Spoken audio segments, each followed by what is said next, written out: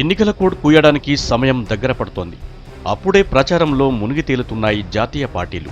మొన్న జరిగిన 5 రాష్ట్రాల ఎన్నికల్లో కాంగ్రెస్ను క్లీన్ స్వీప్ చేసిన బీజేపీ ఉత్తరాదిలోనూ సత్తా చాటుతుందని Lokniti IBN tracker poll survey చెబుతుంది.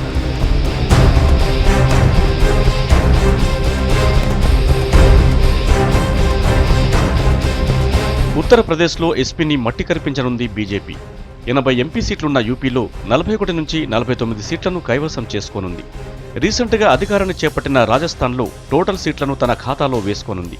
ఇటు 13 స్థానాలున్న పంజాబ్లో 11%, మిత్రపక్షం శిరోమణి అకాలీదళ్కు 34% ఓట్లు రానున్నట్లు తెలిపింది.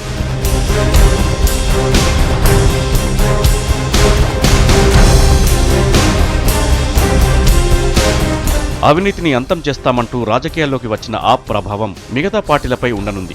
ఇది ఎక్కువగా కాంగ్రెస్ ఓట్లను చీల్చుతుంది. ఢిల్లీలో 7 స్థానాల్లో 4 నుంచి 6 స్థానాలను స్వీప్ చేయనుంది. గత ఎన్నికల్లో 7 స్థానాల్లో కాంగ్రెస్ గెలిచినా ఈసారి చేతులెత్తేయనుంది. అటు 11 సీట్లున్న హర్యానాలోనూ కాంగ్రెస్ది అదే పరిస్థితి. అధికారంలో ఉన్న 34% ఓట్లతో సరిపెట్టుకోనుంది.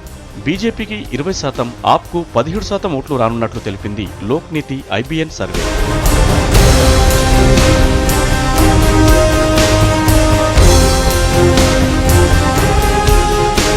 మొత్తానికి బీజేపీకి అనుకూలంగా పవనాలు వీస్తున్న ఆప్ రాకతో కాంగ్రెస్, బీజేపీ మధ్య గట్టి పోటీ నడవనుంది.